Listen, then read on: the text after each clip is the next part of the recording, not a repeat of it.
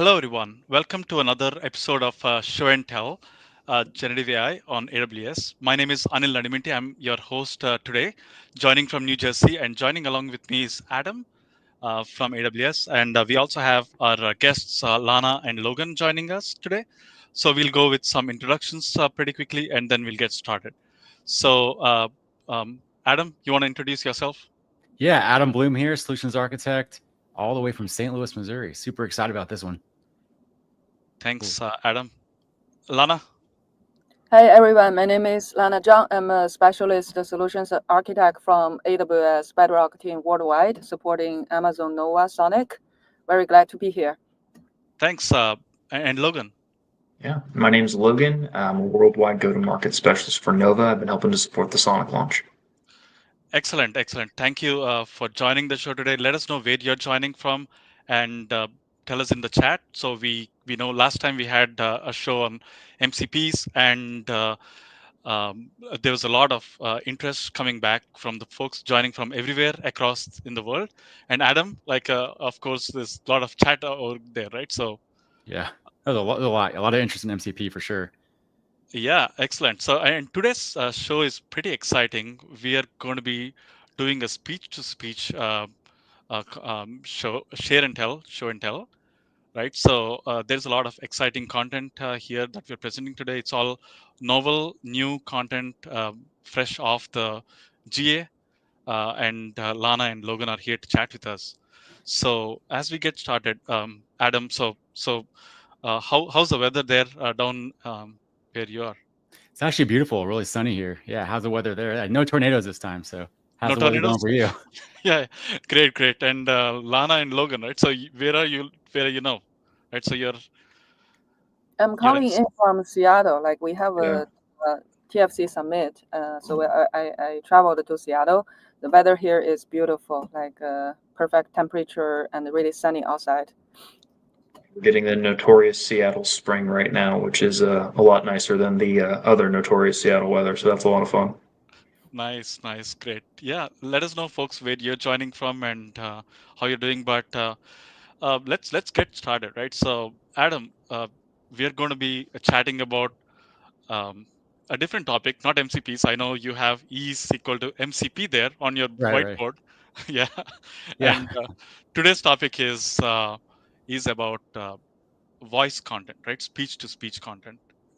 We've all seen text to speech, where we're used to chatbots now at this time, being able to chat with generative AI, large language models, asking questions to chatbots, and now we are getting to the next stage in evolution where we want to ask questions and get a response back in a speech format, right? And So, yeah. I'm so excited about this one, I know, because we've all talked about text chatbots, like you said, but having voice to voice, text to voice, those kind of things are like super exciting. I think from imagine if you're studying for an AWS certification and you want to be able to talk to your AI, you can have a tutor, an educator right there for you, like with you, helping you learn or just asking questions. This is really exciting. Exactly. And Lana, Lana and Logan, so what do you have to say about that, right? So let's get started and maybe start sharing with us what we have today, right? So, Logan? Yeah, definitely. So I'm happy to just do a walkthrough for everyone, just so that you guys can get a better understanding what this is. I know sometimes when we talk about these models, there's a lot of new features all the time, and everybody's like, maybe we could stop, pause for a second, learn a little bit more. So when we think of Nova Sonic, one of the really great things, to your point, Adam, is the ability to communicate verbally with a model. Right. So when we think of speech to speech as a modality, it's actually something we're really excited to be able to release, especially from the Nova side of the business. Just being able to make sure that the customers who are using AWS really have a cool new tool that they can utilize and try and work with other lines of business around. And then, yeah. Any questions there? Yeah, so Sonic is pretty new. I mean, this is pretty exciting. Just really excited to learn more about it. All right, very cool. Well, let's see what I can do with a couple of PowerPoints. All right, give me a second. So when we think of the sonic model, there's a couple of things we want to think about. So first, to your point, it's the ability to speak verbally to a model and have the model respond verbally back, right? So the speech-to-speech modality is really cool. But as a secondary output, we actually also have this text piece that goes with it. So the advantage to that is, say, for example, you're working on some kind of call center, you're trying to have some kind of customer support automation. What you can do with this is you can actually speak to the model, and that secondary transcription element gives you a really powerful data analytics tool to be working with, right? So you have all of the transcriptions from all of your calls, so then you can actually see what's going on after the call with the model, how it responded. You can use that as a way to actually measure and change and adjust so you can figure out how to best serve your customers with this tool set.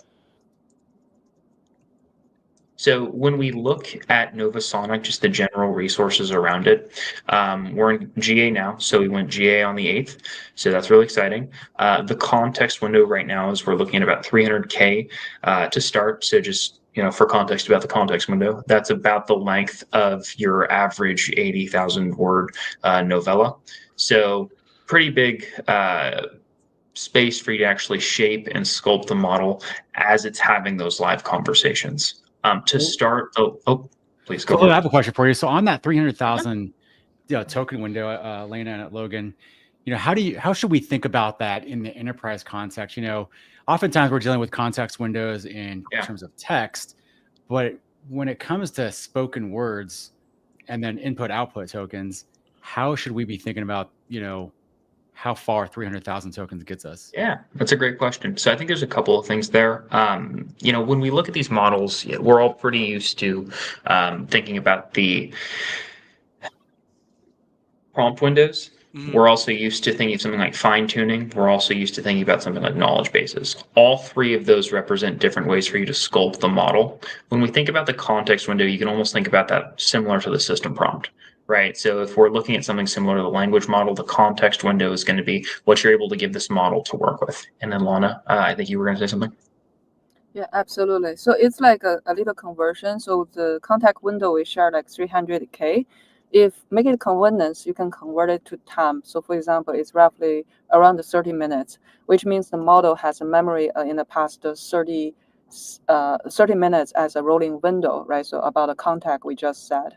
Although in the real conversation, it will be a variable, right? So because there could be some text input you pass to the model, which will add up, but roughly 30 minutes window, which make it easy to understand.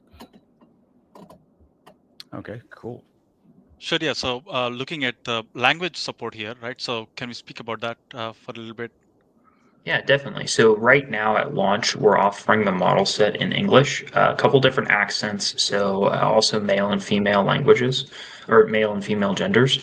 And then when we look at the languages that coming, we're actually working on the eFigs languages total. So that's at the end of this initial cycle, we're going to have English, French, Italian, German, and Spanish. So the goal is to get this to a position in the near term where this model can actually communicate in all of those different languages in, again, the speech modality. Nice, cool. Yeah. The other question I have too, like just going back to the context window really quick, if we're building an application where you get to use Novasonic for voice-to-voice, where we can allow customers to be able to speak to our applications, but say we're doing agents on the background for other things too, like using MCP or Bedrock agents or something like that. How does the context window work with all, multiple agents or for text and multimodalities, especially if Nova is a, speech model? How does it interact with the other models in terms of like the context window and passing along those prompts? I think first we have to address the chat, man. Klingon, it's on the roadmap, guys. We're gonna one day. It's gonna be great. But I think when we take a look at the agentic capability, that's actually something that we can show you as we go through some of these demos. I think that's going to be something that's it's a little bit easier to see. Yeah. And Lana, if you want to add any context there, feel free. Sure. It's a good question and it's a deep question. So usually we cover that during the demo and the technical deep dive. So there's two aspects, right? So one is really for agentic workflow for MCP or for RAG integration, because you just don't want to chat to the model. Model need a call out to bring in extra contact. So there's a concept called a to use, which is like a functioning call you can define in the early stage of the conversation. So whenever certain type of question comes in, Sonic will trigger a to use event. Therefore, you can bring in external information in, right? And the second aspect is really when you bring in information into Sonic to generate the response, this size of information in text format will count for the contact window. So that's why we're saying roughly, for example, it's 30 minutes time window. But if you input a lot of contact into the into Sonic conversation, this time may reduce a little bit, right? So technical detail, but happy to cover. Yeah, I think maybe we'll chat through the demo, and then when we look at that, we'll see some of that, right? So this is so cool. Excellent. Cool. All right, so let's go to the next one. So when we think about Sonic, there's a couple of things that you want to make sure you really conceptualize it as, and like the areas where the model itself is able to differentiate, fast and cost effective. So, and again, this is something I want you to see in the demo, just because as much as these slides, like, hey, here's the value prop, you really get a better sense of this when you actually see how the model set works. Really, though, it's a fast model, it's cost effective. We've designed this thing to effectively be comparable, feature set wise to other models in the market, and also at a significantly reduced cost. So what that means is this thing can actually handle the turns and twists of a conversation in a very real human-like way. Now, the advantage of that is the model itself has a very good sense of things like bargain. I don't know if you guys are excited extroverts like myself, but I have a tendency to like run into parts of the conversation. One of the things that's been really cool to see with this model is it can actually detect when that's happening and it reacts appropriately. So there are sentiment analysis tool sets. So it detects, hey, this person is, very upset. We need to make sure we're trying to drop the mood, trying to respond in kind to make sure that, again, for that experience for that customer, they're having a positive frame around it. Now, I think to your guys' point earlier, the tool use and function calling aspect of this is a really innovative way to utilize this model to actually take action on conversations. The other side of this, real-time streaming. So there's a bi-directional API that actually keeps the latency of the responses extremely low. We also, of course, with Nova, one of the major things that we've tried to index on is the responsible AI aspect. With Nova Sonic, that's actually something that's really a differentiator in the market. There are inbuilt guardrails just to make sure that for customers who are utilizing this, we don't have the model, going in particular directions or have some kind of ability to navigate what would be considered the speech iteration of prompt injection attacks. So the models themselves are designed to be safe, to help customers use this in a business grade way, to also give you in context responses, as well as the ability to action on conversations in a very natural way. So Logan, with the responsible AI and Lena on the responsible AI port with the guardrails, you say it's built in. Are we able to use like the Bedrock guardrails as well along with this in like our application flow, or is Really that good question. Is that separate from the Nova Sonic model here? Great question. So we're actually working on a blog article about that. Lana, if you want to speak to that. Right, there do have a way to apply the guardrail, Bedrock guardrail to Sonic conversation. So as part of the demo, we will cover that. Yeah, awesome. and we have a question coming in the chat from Shiv. Assuming a 300K context window covering roughly 30 minutes of audio, what strategies could let us extend the handle, let's say for 3 hours of speech? Yeah, I will take this one, Logan. So just answered in the chat chat as well. So it's like Sonic allows you to start a conversation with chat history, and also you can pass in the summary of the previous conversation and start a new session. So this is like a way to resume the previous conversation. But for most of the actually customer support type of conversation, we see 30 minutes is more than enough, right? So, but if you do need to run longer conversation, they do have ways to pass contact into the conversation as a contact. You could almost think of it like chaining the conversations together. So it's a really good resource to allow customers to scale effectively the conversation length in context. Yeah, and when it comes to speech, going to the next item that you have over there is the real-time aspect of it, right? So we want to be able to ask questions and get a real-time response rather than like a latency-based response, right? So can we speak about that? Definitely. So when we think about the bidirectional streaming API, what that is effectively the tool set that allows the model to communicate at that low latency rate. So again, I think that's going to be something that it's a little bit easier to see than it is to describe. And I think when we get to the actual demos of this, what we can do is we can field a couple of questions there, just because the bidirectional API is important and then it allows everything to communicate effectively in real time. And again, the goal with that is to keep that latency as low as we can. Yeah. So awesome. One more question just on here that I'm seeing with the knowledge grounding, with the RAG. A lot of customers love RAG, love Bedrock knowledge bases, because you can do all sorts of amazing things with that. Are you able to also ground Nova in your knowledge base of data as well? Yeah, so that's a really good question. And Lana, do you want to maybe speak to that? Yeah, absolutely. RAG integration, not agentic workflow, MCP, right? So those are the common pattern when it's about a chatbot.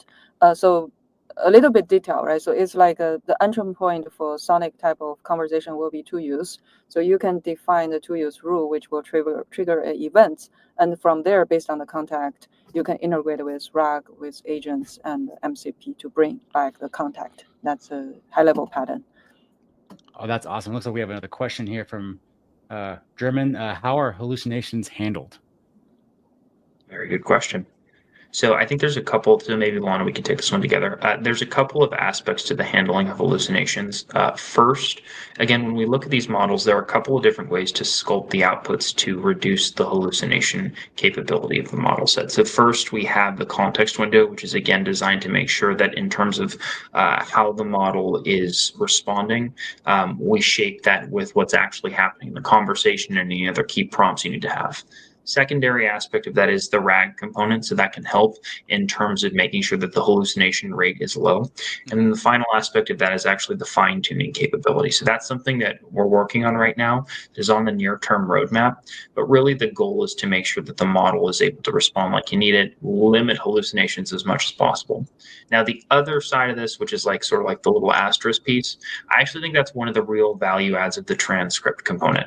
So in a weird way, we have the speech-to-speech model, but that secondary transcription capability is a really good way for teams to look at what's actually being said to their customers and then adjust based on that information. So that allows you to go back through and like if you need to change system prompt, if you saw a conversation that went weird, you can kind of try and diagnose why that went weird and what that output looked like using those transcription pieces.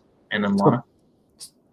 For the transcription piece, does that go to model invocation logging where you can review that transcript, or is it like a separate component where we can like play back the audio, or how does that work? Yeah, so yeah, Logan, go ahead.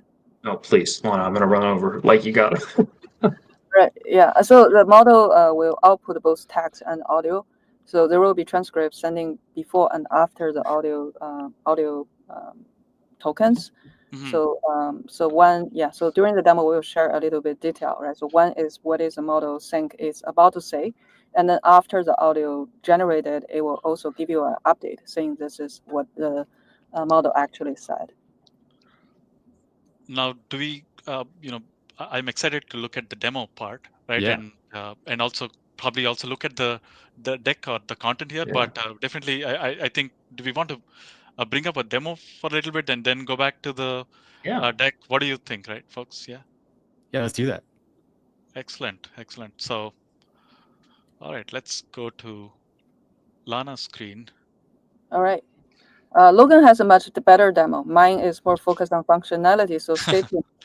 But since we are getting deeper in the early stage of the conversation, so maybe useful to just share some quick demos so you get a better understanding how things work. Right, so I would just start a simple conversation. Let's refresh. Hello, Nova. How are you?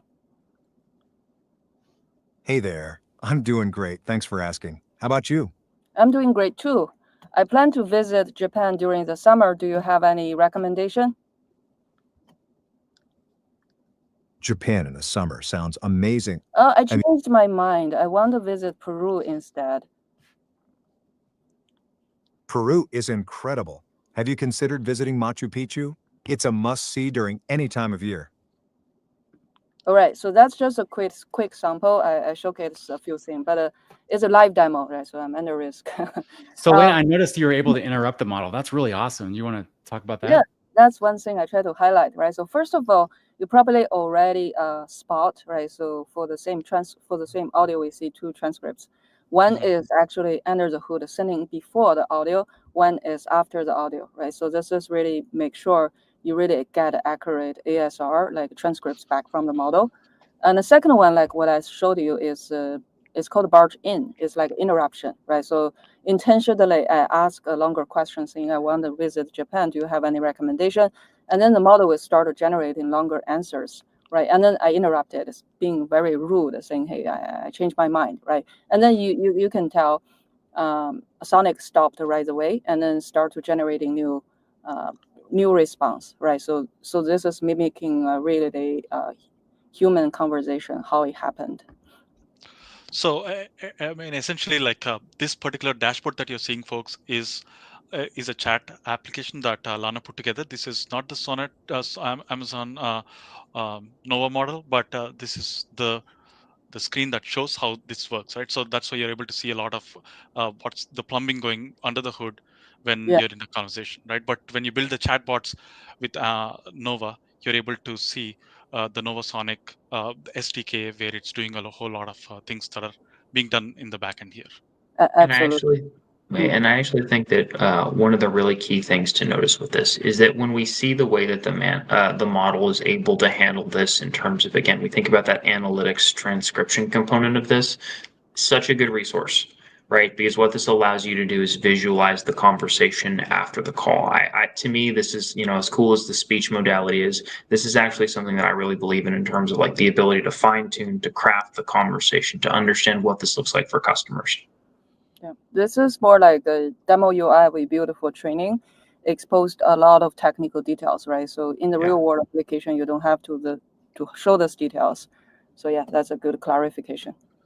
It is so awesome. I love how the fact you can trace and kind of get that transcription and see what's going on. That's such a powerful feature of Bedrock that I love, like just being able to troubleshoot and understand what's going on under the hood. I think we have some questions that we might want to. There's a lot of them. A lot of questions, awesome. right? So we're just waiting for the demo as we progress, and then just let me start putting the questions. So again, we have this question where. So I think we already answered that one. Yeah, we did.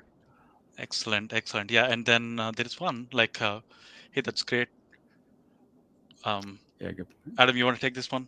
That's great. Using Agentic RAG with a speech model like this for inbound or outbound calls for sales. I mean, I think about inside sales all the time, right? One of the biggest things they do is make a lot of phone calls, handle a lot of traffic there. I mean, this is a really great use case for that, just for like inside sales to scale their operations. And we have one more. Let's take a couple of them, and then we can go back again to the demo. Can Amazon Sonic dynamically adapt to multi-speaker scenarios in long-form audio streams? And which built-in features or APIs support speaker diarization and voice steering, as well as maintaining context-aware responses throughout extended conversations? So Logan, and you guys want to? Yeah, I think that's actually going to be definitely a Lana question. What do you think about that one? So by GA, there's no speaker identification feature available, but it will be a fast follow-up. In the later Q2 or Q3, we will have that feature available. Oh, cool. Cool, excellent. We have like other questions in the chat. I'll put one of them here as well. We have a question about, I think this is long. Adam, you want to just get through this while I... Yeah, the Cheesebread one said, I joined a bit late. Sorry if this was already addressed. Is Amazon Nova Sonic a single multimodal architecture that handles multimodality, or is it a collection of specialized components stitched together under the hood? Is there a model card? Can you speak to how watermarks are applied to voice output? At what layer of the audio signal or metadata do you embed them? And how can customers detect or make practical use of watermarks? That's some really good questions here. Yeah. It's a collection of in-depth technical questions. Yeah. So I think there's a couple of things. What we're going to do is also make sure that you guys have access to the technical card. that should help with some questions like this. And then Yeah. as you guys are looking to dive a little bit deeper into this, we have a lot of resources that you can actually tweeze through. And then what that should do is make sure that asynchronously everybody gets a chance to dive a little bit deeper, take a look at what some of that looks like, and then make sure that, for example, in terms of the watermark component of this, that's a very dynamic question, right? And we want to make sure that in terms of the documentation, you have what you need there. But to that point, Lana. Excellent, right? So as we look at the questions, like let's go back to a demo for a second here. Whatever you're presenting here, Lana, how is this working behind the scenes, right? So can we talk about the connectivity that's happening, because you're able to make, you're able to stream your audio, you're able to interrupt the audio. So can we speak about what's happening under the hood as you're streaming audio, right? So there's a lot going on there. Yeah, so there's a little details, right? So Nova Sonic is support a bidirectional streaming API interface. What it means is from your client application, for example, my browser have a persistent connection with the server. And through the connection, we are streaming the events to the server, like which on the screen we show it as the blue events. And also we're receiving events from the Sonic in market in green, right? So that's, again, a little bit more technical details. So we are the application will send in events in certain sequence, right? So if your customer is interested in try out our workshop, we will walk you through the details of the events, like what's being sending and what each event does. And then receiving, for example, I can show you a little, probably this one. The ASRs are received from one of the events, right? So this is one of the events we received from the server. It shows the ASR, and then it followed by the audios, right? So this one was truncated, but it's actually the decoded the audio bytes in base64 format returned from the server, so you can play out the audio from the client side, so on and so forth. So And the audio streaming, right? The connection that's happening is, it's a WebSocket connection that's happening from the browser, where you're streaming in the audio to the model, and you're able to get the response back, right? So is that bidirectional connection also like using WebSockets, Lana? yeah, so for this application, we do use WebSocket, and then by Q2 there will be more protocol. For example, the popular protocol for telco, like WebRTC, will be supported. Excellent. Yeah, we have another question in the chat. Adam. So Sai says, is this model trained on text, and you guys just added TTS and STT in the conversation instead of using separate APIs? I think that really goes to like a previous question as well, as is this model a true multimodal model, or is it strictly a speech model? It's multimodal. So under the hood, there's an architecture. We don't usually disclose too much detail, but they do have a voice model, right? So which is really LAM, right? So train about a voice, and then output semantic tokens. And then also there's a reasoning model help us to generate the response transcripts. Simply put, right? So the actual architecture is much more complex than that. And then latency, most of our customers happy about Sonic latency, and also we have the model card shows how the latency and the other performance comparing with the other popular solutions. So Sonic is is definitely leading in the space. So there's multiple factors contribute into latency. One is definitely the model is fast enough to generate response and understand the input, and also the bidirectional streaming architecture and interface further reduce the latency from the engineering level. Got it. And then when we connect to, let's say, like a knowledge base to retrieve the responses, what is the latency looking like, right? So is that, again, do you have a demo that we are sharing today with the knowledge base, where you're able to get the knowledge base? Yeah, I can show you a sample, but for external call like Knowledgebase, Agentic Workflow, MCP, there's multiple factors, right? So the model itself and the interface latency is part of it. And then the usually bigger part is the external system, how fast it takes the system to respond, right? It could be you have a gigantic database, or you have a very complex multi-steps reasoning, which add up to the latency. So shortly we can show you a RAG demo. I have a very simple Bedrock Knowledgebase, which is our managed RAG system powered by OpenSearch vector database, the response is fairly fast, right? So that'd be really cool. Yeah. Yeah. If you just want along the lines of performance and latency, Lena, is with typical just text prompting and handling text streaming and things like that and responses, with large language models, you have a lot of different capabilities to like do prompt caching and batching and all these things to help with costs and help with different aspects of performance. Are there types of things that we can do here with this model to help with those things? Yeah, it's the general pattern is really the two use will trigger the external call, right? So from the external side, it can be RAG, or you can apply more optimization like prompt caching type of thing. Okay, cool. Yeah, architecture-wise, usually the architecture is looked slightly different from the traditional chatbot, text chatbot, right? So where you have very isolated steps, right? So you have the input, you have the middle processing LLM based, and then you have the output. Streaming like audio chat usually have a event-driven architecture, but the integration pattern are similar. So in the middle, you have more control what type of content you want to feed into Sonic. And I would actually also add to that in terms of pricing. I know when we're looking at optimizations, usually we're looking to optimize latency or cost. What we've seen is that pricing wise, we can get, comparatively to a place that is quite attractive for customers. So without giving any specific numbers there, we've been able to find a good place for a lot of the customers who are taking a look at the models.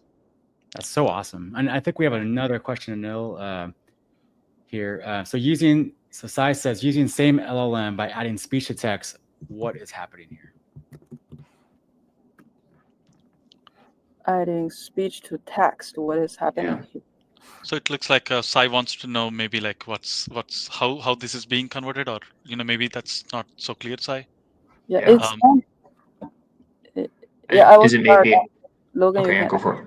Yeah, I was going to say, just in terms of the LLM that we're taking a look at, like this is within the Nova family of models. So we are using the Nova models. If that's what he's looking to, that kind of seems like the question. But Lana. Right. Yeah. So the reasoning model is part of the Sonic. So you're basically passing contact and let Noah to generate the response for you. Right. And Cheyenne says, when can we expect fine-tuning features by, or when can we expect fine-tuning features to come out? Roughly Q2, I think. And then fine-tuning is more applied to the reasoning model, which is LLM. Are you looking at a specific case over there, Shyam? Is there something that you're interested in where you think that fine-tuning will be applicable? Maybe that's something that maybe you put it in the chat. Let us know what's that you're looking to build, and hopefully we could see if that's something that's coming out there. Yeah. Right, so, sorry. No, just one more question. Logan and Lena, can you guys like talk about why someone would want to fine-tune a voice model?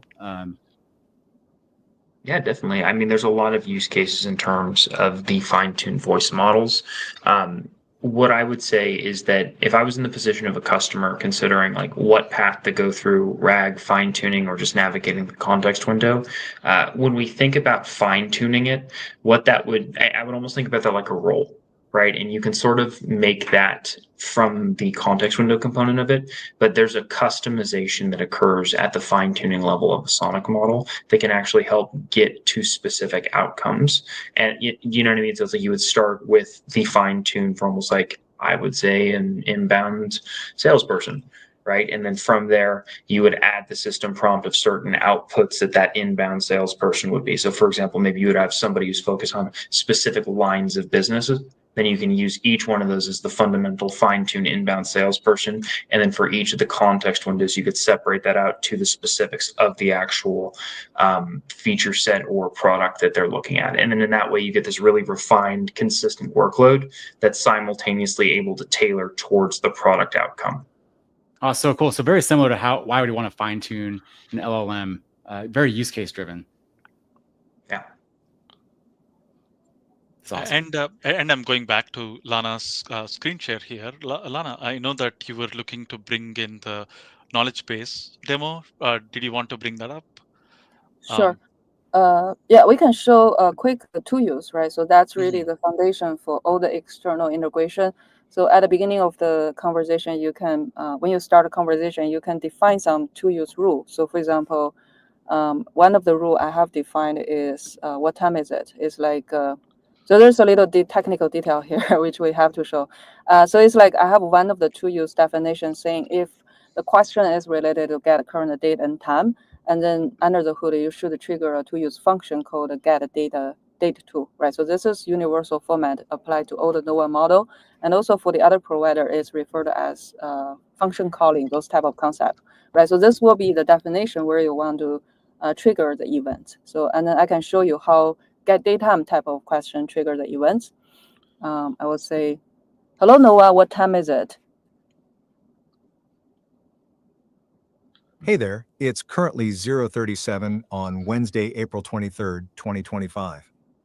Yeah, it shows UTC, although depends on your time zone, it may not really match your time, but for demo, global demo, we do UTC. Actually, no, I did a lazy job. I didn't convert it to the local time zone. But that's actual time, right? So if you have experience to chat with a large language model, you will know if you ask time, it will either make it up something random or just saying, I don't know, right? So, but for this case, we have defined a tool use trigger. So you can see we highlighted one of the tool use events come back. It said, okay, this input from the user triggered this tool use events, right? And then from there, we have a little logic to say, hey, I call out to get system time and send it back to Sonic, and therefore Sonic generate response, which has the current time, right? So this is a very overly simplified demo to show you the tool use events, how it trigger the external system call. So all of this happened in a very, very short period of time, right? So you ask a question and very low latency invocations happening to the tool use, being able to invoke the tool and get a response back. And I see that you're also now trying to show the other tool that's defined there. Absolutely. Yeah. So that's the first tool use, right? So we send it early stage of the conversation. The second one is used to demo knowledge base. Under the hood is whenever I ask question related to Amazon policy, it will actually call my knowledge base, which is my Bedrock managed RAG system from the vector database. So in short, you can actually create your own knowledge base with articles. You can have different kind of knowledge base. Again, if you want to learn more about knowledge bases, we have other videos that we've as part of the show and tell series where we have knowledge bases and sessions on that. But you can create a knowledge base, and then as Lana is showing, you can have all your documents there, and then interact with those documents, ask questions, being able to find out insights about the documents is something that you can do here. That is so cool. And Lana, is there a limit on how many tools you can give? You can give this model? It's referring to the general NOVA limitation. So I saw we have a sample have more than hundreds of tool use and it's still functioning. Wow. But yeah, so they do have some best practice if you run into too many tool use, right? So one way is you can have a relatively generic tool use to call out. And then from outside where you have more control, for example, you can do multi-agent workflow, you can do MCP, right? So there's various of integration patterns you could adopt based on your use case. But going back to Logan's, I think previous comment, it's probably still a good idea to have it very use case driven, like not throwing everything in the kitchen sink at a particular model. Like, instead of giving 100 tools, maybe you have 5 different speech models, very use case driven with their own specific tools for that use case. It's probably the best pattern, right? And as I'm thinking, right, more tools, I think the latency may increase. And again, I have not played with more than a few tools today. But yeah, Logan, sorry to interrupt you there. Yeah, no worries. I can handle margins too, but yeah, that's a good one. Wait a second, Logan. Yeah, are you Logan? No, but so I think when we think about the models, the other thing that's really cool about this is, we're seeing a lot of really creative use cases here, right? So the combination of the agentic tool use is super creative. right? And it's one of the interesting things that I've seen in a lot of the customer conversations that I've had is we have some really creative customers who are thinking about some very different ways of using this. So there's the inbound function, and again, we can think about the partitioning it out. Some customers are thinking more generally, right? So it's like maybe it is better to have one super call agent that has all of the tools, while on the other side, it's almost like the conversation between what is it, like 3-tier architecture and microservices. So you almost have a similar framing for this, which is interesting. We're starting to see some, creative thinking around that, and just, trying to figure out what this looks like in an optimized environment for different customers. Yeah, and we have Josh telling us that Josh tried to build voice bots, I guess, voice translation demos using Chime, and can't wait to see Nova.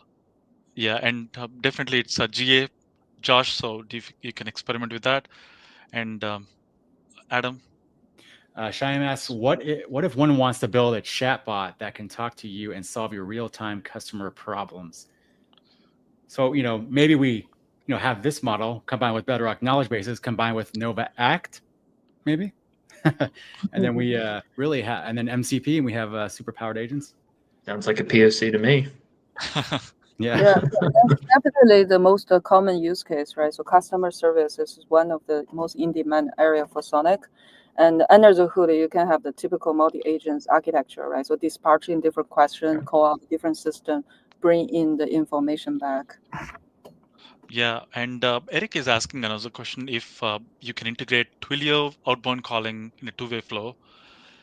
And Lana and I, we were actually working with another SA who's not here today, Manu, and we are looking at building a use case demo for Twilio as well, integrations.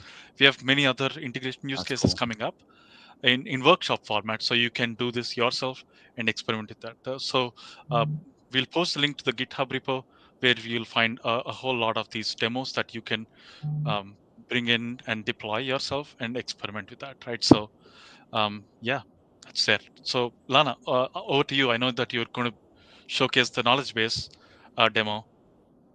Sure, let's do that. It's like really the conversation pattern wise is the same, utilizing the two use.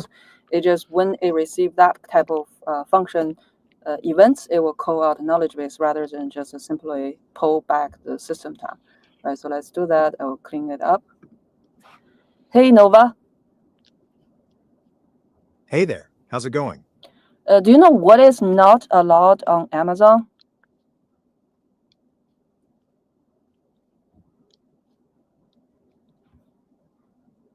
All right, the curse of the live demo. Let me do it again. Live demos, right? So yeah. Of course. Let me do it again. Hello Nova. Do you know what is not allowed on Amazon? Hi there. What would you like to know about Amazon? I can help with a variety of topics. Yeah, so I want to know what is not allowed on Amazon.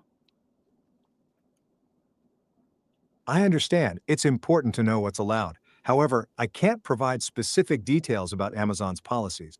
Yeah, apology. It didn't trigger the two-use events, right? So remember, when there's an event, it will trigger that. I think it's something wrong with my demo setting.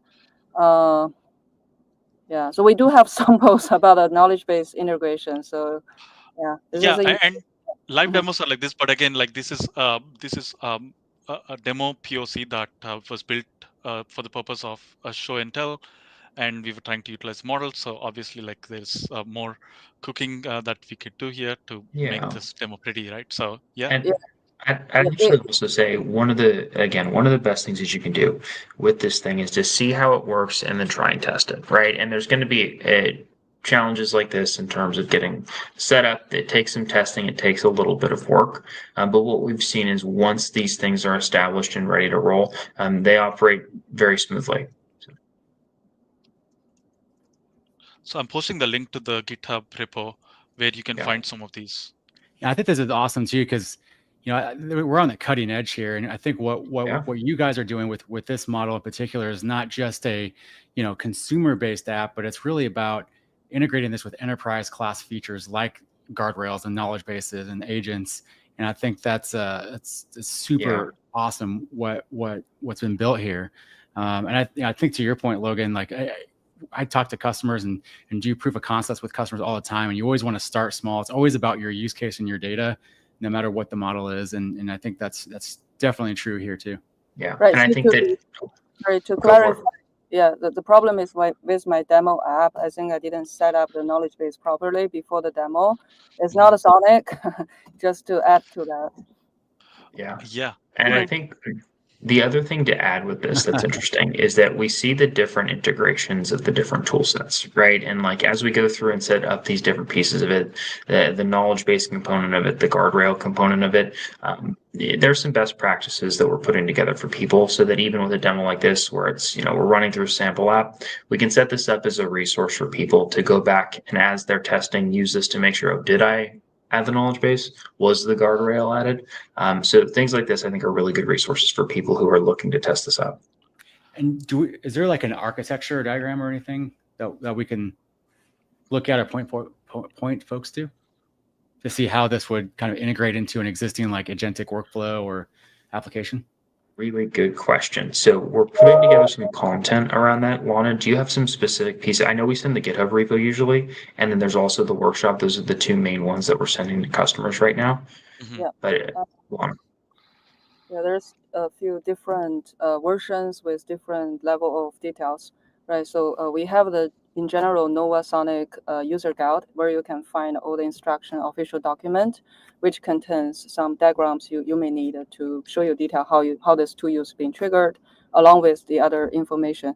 And also we have the workshop shows you more technical detail, exactly point out which events trigger set up the setting and which events you will need to handle to do the injection. Yeah, by the way, just for those that are listening, AWS Labs has MCP server for diagrams, architecture diagrams using AWS icons. So go ahead and deploy Sonic and other Bedrock capabilities, and then ask your agent to call the MCP server to build that diagram for you. Be pretty cool. I think I'm going to do that. Yeah. And we have some more questions coming up. One is about the tool calling and function calling. So does it support custom function calling and tool use? Yeah, that's exactly what we demoed early using the get data, right? So based on the questions, you can define different functions, and then you will receive the events with a function name, therefore trigger the according functionalities. And Eric wants to find out about noisy environments and how Nova Sonic performs, and multi-language support as well. Well, I think for definitely the language piece of this, we're releasing the next set of languages shortly. So we have a near-term follow-up for the remaining French, Italian, German, and Spanish languages. So we should see shortly those being available to customers. So cool. Yeah. And for calling this with the API, would this be called via the Bedrock Converse API, or is there another special API just for this? It's a new API referred as bidirectional streaming API, also available in multiple languages. And then you can find all the SDKs in different programming languages from the user guide document. We also have sample code available in different languages, including Java, TypeScript, and Python. And we're going to continue to add those samples in the GitHub repo that I shared earlier in the chat, where you could look at that and follow through on those samples to be able to deploy them yourself in your environments. So cool. So we've shown a demo there. Now I know that there is a lot more that we could share. Do you want to go back, Logan, to some of the content that you have? Do we want to continue on the demo part? Just want to listen in and then figure out where you want to go. Honestly, I've always found that the demos are very compelling. I have a couple more slides that we can walk through. But Lana, if you want to go through a couple more demo pieces, I think that would be good too. No, go for it. I love your demo. The audience should see it, should hear it. We'll see if we can get those working. But in terms of the targeted use cases, really what we want to do is make sure that for customers who are looking to test this out, we just have a good conceptual range for them to be thinking about this for. So enhancing customer voice first interactions. Again, this is like customer service support, outbound marketing, and really that frame where you would call in and you would think of like a first tier agent. Somebody's going to call in, hey, my computer's not working. Did you try turning it off and turn it on again? Making making sure that for those initial calls, we can have somebody there to help automate this. And then as the business is able to develop their use cases, they can advance that into additional layers of that actual support function. So really just using the voice automation capability to grow that level of customer satisfaction that they can go after. The other thing, and of course, this is one of the major, legacy aspects of AWS and Amazon's business, voice-enabled personal assistants, right? So we think about Alexa, think about Alexa Plus. Really what Sonic does is allow customers to utilize that feature set in a way that's really significant for their lines of business. For me, this is something that I think is really helpful. I think Adam, at the beginning in this, you had noted, like, it's really cool to be learning something and then be able to talk and have it talk back. In the same way, one of these voice-enabled agents has that style of capability and then can take action based on the agentic framework of this. So again, really, really cool use case there. And then finally, I think the education and language learning piece of this, one of the really cool features that, I think that once it gets into the major customer-facing aspect of this that's going to be really, really cool is the ability of this model to help people learn other languages. You know what I mean? That's amazing. That's such a cool feature. And just like, how many of us have wanted to go somewhere else but can't because of a language problem? It's like, now you can actually use this. Like, some people have been using Google Translator and they'll say, what does this mean? Now we can use these tool sets in a way in real time to be able to do that and communicate much, much more tightly to, some of the people that were around. And I think there's nothing like that. That to me is one of my favorite use cases here. And education, right? So think about education where somebody's like asking a chatbot until now, but now you can, you don't have to type it anymore, ask question and then get response instantly. And then there's a lot of learning that could be imparted through that mechanism, right? Yeah, definitely. And then I think in terms of some of the next demos, I don't think we were actually able to get the sound working on those, unfortunately, just because of the limitation with PowerPoint. But maybe what we can do is, Lana, if there are any more demos on your side you can run through, let's do that instead. Sure. Yeah. I mean, Is that okay? Probably what we could do is I think we're also getting close to the end of the time. Like, if Lana, if you want to chat, let's maybe continue to the chat, because we know we have we've shown the demo. We're probably good on the content as well, right? So what are some of those other capabilities that you think customers could utilize from Lana, from the low latency and the knowledge base integrations, tool calling, agents?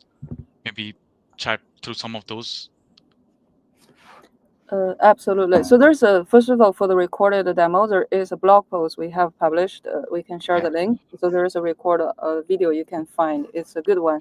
It's a semantic analysis for customer service use case, right? So while the customer get angry, you see the semantic analysis goes down, and then later they feel happy, and then the semantic search, analysis result, sentiment analysis result come back. Right, so that's a good one. I definitely recommend everybody to watch. And then for the use case wise, we are mostly there's a lot of creative use case. We are surprised by customer how good idea they got when they reach us. Right, so contact center definitely will be one type of use case. We use it to manage customer agent conversation. Addition to that, there's more demand. For example, real-time translation. And some entertainment, or for MME, there's a sports real-time commenting type of use case, right? So it's a fun job to see the community super creative and then come up all sort of solution, innovate on top of Nova Sonic. So cool. So would it be possible to, once fine tuning is available, so there's a lot of folks that travel the world and experience rare dialects, and some languages that aren't so common. Would there be a way to fine tune Sonic eventually on that specific type of information, and then be able to have the model kind of speak back in that language or understand those dialects? It's a really good question. So I think that when we think about the language aspect of this, one of the things that's interesting is the models themselves need to be able to have access to those languages. So I think for that situation where there's a rare dialect, that would probably be one where we would say, hey, let us know on the product team what that looks like, and we can find out what information we would need for something like that. The way that I would really think about this is if you need to talk to somebody in one of the languages that is available, and then if you want to be able to navigate that conversation in a way that's in real time. So to your point, I think the fine tuning aspect is a little bit different than that. But that being said, I think that is a really good question and a really good thing to differentiate. That makes sense. And one more question that we can get some comments here. The other question I have is, how would you integrate like model context protocol into an agentic workflow using Sonic? Is there any special ways you have to think about that or architect that? Me and Lana were just talking about that. I think yesterday, was that, Lana?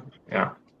Yeah, absolutely. For now, it's like using the Twilio to trigger external integration, including MCP, right? So you can have Twilio events and then calling an MCP system to pull back contact and then feed into the Sonic model to generate response, right? And then that's a high level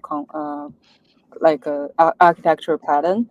And on the roadmap, we are considering have more native integration in the future phases. Yeah, and we're actually trying to put the demo in that same GitHub repo. Lana and I are working on an MCP demo with Sonic with the tool use feature, right, that we are talking about. More to come there. And I know we are getting close to the end of the hour. There's just one question I'll pop in. Maybe we'll be quick to answer this one. When Nova Sonic aborts a request, what telemetry or error codes do you expose so builders can tell, what caused the error? I mean, the interruption, perhaps, right? So maybe chat about that. Yeah, try to make sure I understand the question properly. So specific question. Yeah. So it's about the interruption, right? How we can detect the interruptions, and you're seeing. Yeah, the interruption is like within 200 milliseconds. Nova Sonic will return events back, referred as interrupted. So on the client side, you can handle the client app behavior, right? So for example, you already have some audio generated and queue up on the client side to play. So whenever receive the events, you can pause whatever the audio playing and also clean up the queue. That's specifically for the barging and interrupted event. I think the question also referred to error code do not expose to builders. So by working, start from the sample code. By working with the Nova Sonic model, you will find out it has a great transparency. Like it's sending back very detailed events about give you good context. Yeah, definitely play with the demo, the contents, the GitHub repo is in there. So thank you, Lana and Logan, for sharing more content, more details about the Nova Sonic. We chatted about the low latency speech-to-speech model that has the real-time streaming capabilities. And thanks for demoing it to our viewers here. And Adam, thanks for co-hosting. Thank today. you. Yeah, and come back again for another episode of for the AWS show. Until next week, same time, we have some cool demos just like the one that you saw today, right? So thanks, Logan. Thanks, Lena. Thanks, Thank Anil. Thank you.